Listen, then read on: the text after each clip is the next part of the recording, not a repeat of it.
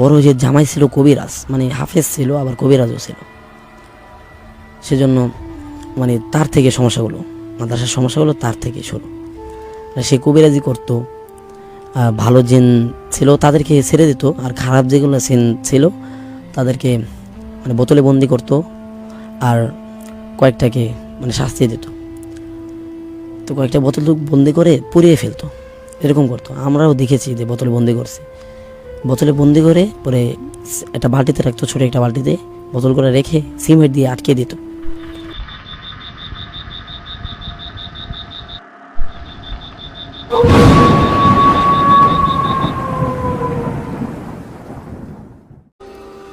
আমি আমার তৃতীয় ঘটনা শুরু করছি, শেষ ঘটনা এটা আমার। তো এই ঘটনাটা ঘটে আমার মাদ্রাসায়। আমি তখন হেফজখানায় প্রথম বছর হেফজখানায় পড়ি। তো হেফজখানায় প্রতিদিন না, প্রত্যেক বৃহস্পতিবারে রাত্রে, শুক্রবার রাত বলা হয়, ওই রাত্রে সবাই তাহাজ্জুদের জন্য উঠতো। হুজুর অ্যালার্ম দিয়ে দিত, আবার কয়েকজন ছাত্র ছিল আগে উঠে গেত। তো আমি ওই দিন আগে উঠে যাই। আগে ওঠার পরে আমার পাশে 1 বছরের সিনিয়র একটা ভাই ছিল, আমি একটু তুমি করে বলতাম। তো আমার ঘুম ভাগে ভোর 4টায়, আমি উঠি। ওঠার পরে পাশে দিয়েছিল, তাকে ডাকি, আমি ভাই উঠো। হ্যাঁ বলো কি? এখন তো তাহাজ্জুদের সময় গেছে, চলো দুজন মিলে তাহাজ্জুদ পড়ি। তো সে একটু মানে ক্লান্তি মানে ঘুম থেকে উঠছে, তো দুজনে মনে করে চলো তাহলে যাই। দুজনে উজু টুজু করে রুমে বড় 3টা মশারি ছিল, সেজন্য রুমে পড়ার সিস্টেম নাই। তো বারান্দা ছিল বড় লম্বা, তো বারান্দার শুরুতে আবার ছিল মানে উজুখানা, মানে 2য় তলায় হেফজখানাটা ছিল। 2য় তলায় ওঠার পরে বাম পাশে উজুখানা, ওঠার পরে আর সোজা বারান্দা। তো আমরা বারান্দায় জানামাজ বিছিয়ে নামাজ পড়ছি। নামাজ পড়ার পরে তখন মনে হলো যে আমাদের সাইড দিয়ে কেউ গেল, এরকম কিছু মনে হলো। নামাজ পড়ার সময় নামাজ শেষ করে দুজনে বসে আছি, দোয়া করার জন্য প্রস্তুতি নিতেছি। তখন মনে হয় অজুখানা থেকে পানি ছাড়ার শব্দ। এত রাতে কেউ তো ওঠে নাই, আমরা দুজনেই। তো আমরা দুজনের দিকে ঘাবড়ে গিয়ে তাকাই, দুজনের দিকে তাকাই। তখন একটু ভয় লাগে, দুজনে সামনের দিকে তাকিয়েছিলাম। সামনে আবার অজুখানে লাইট জ্বালানো থাকে সারা রাত। তো সামনে আমরা কাউকে দেখতে পাইনি। তো এই কলটা ছাড়লো কে, দুজনের মনে প্রশ্ন। তারপর আমরা আয়াতুল কুরসি পড়লাম, পড়ার পরে দুজনেই বললাম, নিয়ত করলাম যে ও যাব। তো বললাম ভাই দেখবা? কয়ে আচ্ছা চলে, তুমি আর আমি চলো দেখে আসি ওজুখানে কে। তো ওজুখানে যাওয়ার পরে দেখলাম পানি ছাড়ার শব্দ, আমরা যাওয়ার সাথে সাথে পানি ছাড়ার শব্দ বন্ধ হয়ে যায়। তখন আমরা আরও ঘাবড়ে যাই, মানে পানি ছাড়ার শব্দ ছিল কিন্তু 1 ফোঁটাও পানি নাই। মানে আমরা যে উজু করছি, আমরা একটু শেষ দিক দিয়ে উজু করি, তো আমাদের পানিটাই বোঝা যাচ্ছে যে এখন কল বন্ধ হলে তো বোঝা যাবে, কোনো পানি টানি নাই। আমরা উজু করছি, পানিটা চলে গেছে, প্রায় চলে গেছে, এখন আর পানি টানি নাই, নতুন করে পানি টানি পরে নাই, এরকম মনে হইতেছে। তো আমরা একটু খুঁজলাম যে আশেপাশে কিছু আছে নাকি, কেউ দুষ্টামি করতেছে এত রাত্রে। কেউ তো দুষ্টামি করার কথা না এত রাত্রেবেলা। তো একটু বাথরুমের দিকে একটু খুঁজি, তো কিছু না পেয়ে আমরা দুজনে একটু ভয় পাই, আর দুজনে কোনো কথা বলি না। এসব বিষয়ে আমরা আগে থেকে জানতাম, দুজনে আর কোনো কথা বলি না, দুজনে ঘুমিয়ে পড়ি। পরে সকালবেলা এই জিনিসটা আবার হুজুরকে জানানো হয়। তো হুজুর বলে তোমাদেরকেও কিছু করে নাই, হয়তো বা কোনো ভালো জিন টেন তাহাজ্জুদ পড়ার জন্য উঠছে। তো আমরা আর কিছু বলি না। হুজুরে বলার পরে এরকম চলতেছিল।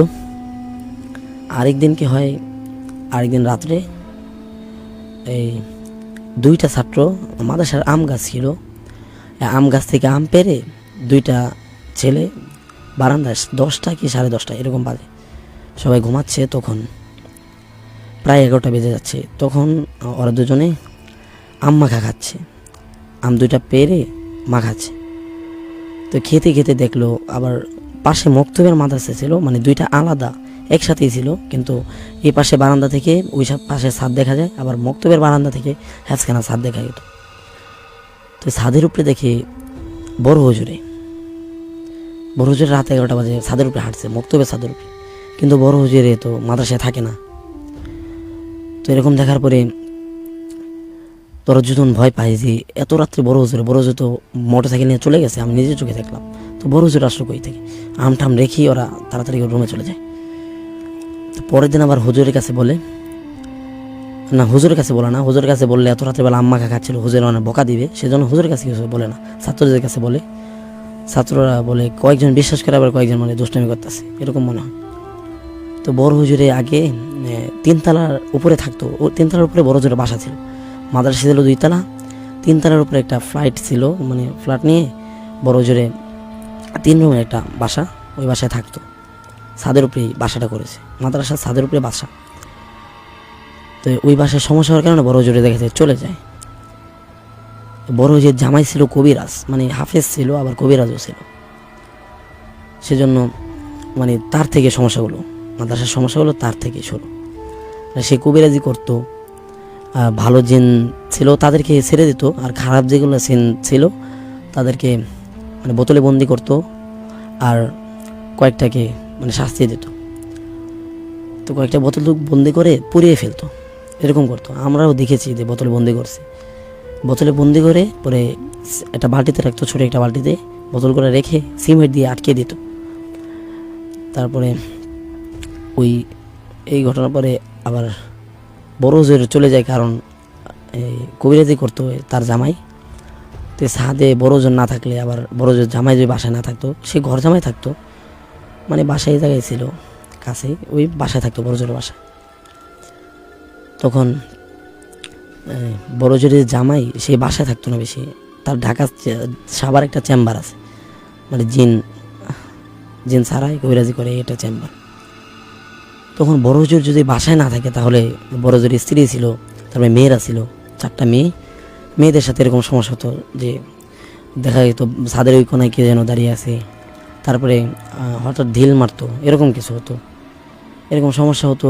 সেজন্য বড় হুজুরের কাছে বলা হলে, বড় হুজুর থাকলে সমস্যা হতো না, বড় হুজুরের কাছে বলছে, বলার পরে কয়ে তাহলে আমাদের এখানে আর থাকতে হবে না। তো কমিটির লোকজন জানতে পারে, কয়ে হুজুর তাহলে আপনি এখান থেকে চলে যান, এত সমস্যা হলে সমস্যা। হুজুরের জামাইকে বলে, সে কিছু বলে না, তার কারণ সে জিনগুলো ছাড়াতো, মানে তাকে কোনো সমস্যা করতো না। আবার জিনগুলো ছিল, আবার বড় হুজুর একটা জিনিস জানতো যে যদি মানে যে কবিরাজ ছিল, কবিরাজকে কিছু না করতে পারলে কবিরাজের যে কাছের মানুষগুলো আছে তাদের সাথে সমস্যা করতো। বড় হুজুরের এক বন্ধুর সাথেই হয় এরকম একটা ঘটনা, যে তার বন্ধুর একটা বড় একটা কবিরাজ, বড় হুজুরের বন্ধু।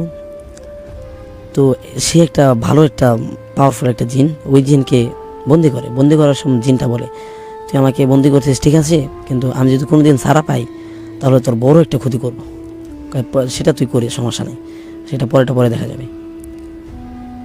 তখন ওই জিনটা কোনো এক ঘটনাক্রমে ছাড়া পেয়ে যায়, জিনটা প্রথমে যায় মানে প্রতিশোধ নেওয়ার জন্য। ওই বড় জিনে ছাড়া পেয়ে তো ওই হুজুরের ছেলে আবার মাদ্রাসায় পড়তো।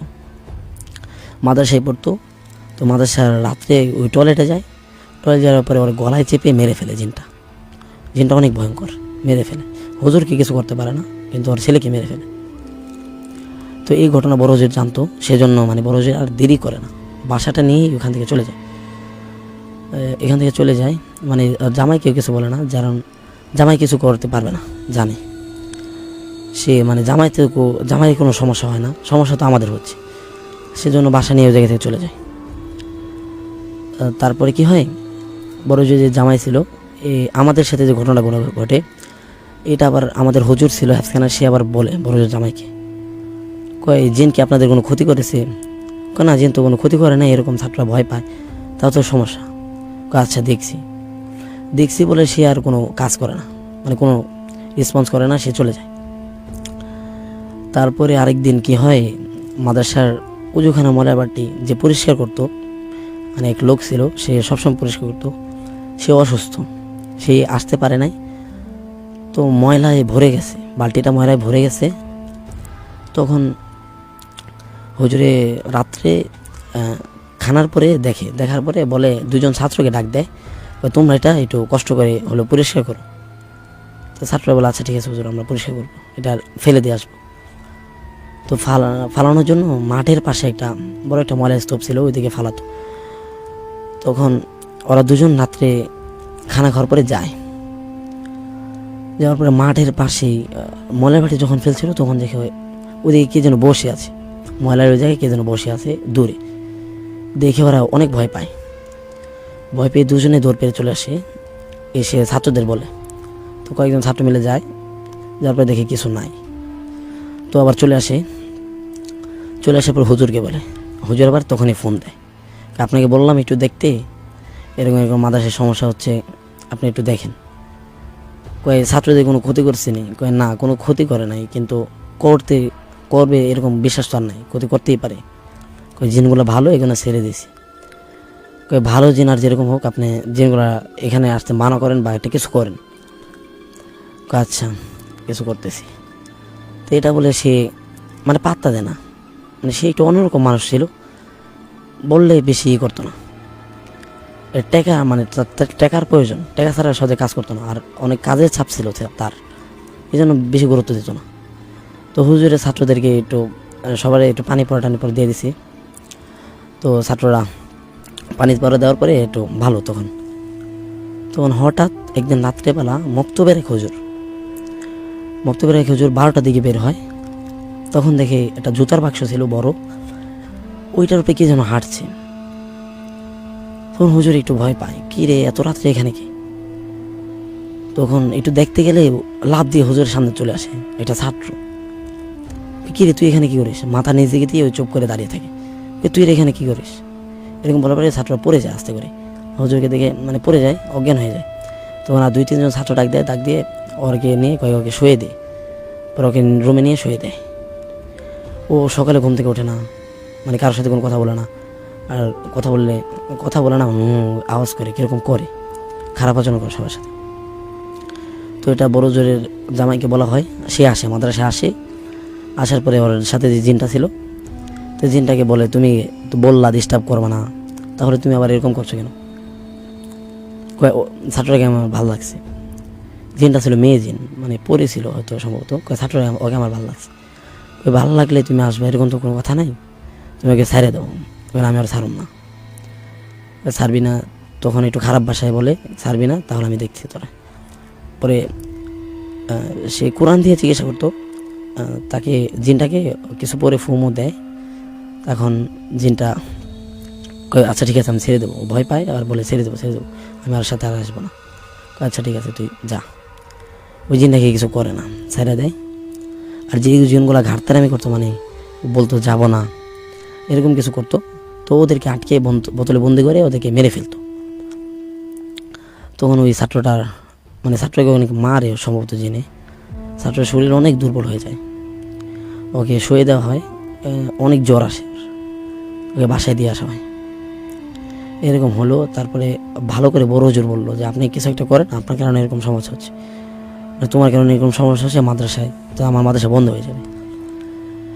তখন একটু মানে সে মাদ্রাসায় বন্ধ করে দেয়, মাদ্রাসার চারপাশে প্যারাক মেনে বন্ধ করে দেয়। ভালো জিনগুলা ছিল, ওরা ডিস্টার্ব করতো না, কিন্তু এটা কোথা থেকে আসে জানি না, ভালো জিনিস ছিল মাদ্রাসায়, তো ওরা ডিস্টার্ব করতো না। এখনও মাদ্রাসায় আছে। মাদ্রাসায় এরকম ঘটনা আমি কয়েকদিন আগে আবার শুনেছি যে একটা ঘটনা ঘটছে। একটা বিড়াল ছিল, একটা ছাত্র উঠে রাত্রে প্রস্রাব করার জন্য উঠে, তো মক্তবের বারান্দা থেকে দেখে একটা বিড়াল লাফ দিয়ে, না মক্তবের ছাদে থেকে দেখে যে একটা বিড়াল লাফ দিয়ে মাঠে চলে যায়, মাদ্রাসার মাঠে চলে যায়। তো অনেক ভয় পায়। এরকম মানে জিন কোনো ক্ষতি করতো না, কিন্তু মাদ্রাসায় থাকতো। তো এরকম হলে ছাত্র অনেক ভয় পেত। এখনও জিনগুলো মাদ্রাসায় আছে, ছাত্রদের কোনো ক্ষতি করে না, এখন আর সমস্যা হয় না। গত বছর আমি এই ঘটনা শুনেছি, বিড়ালের ঘটনাটা। তো এই ছিল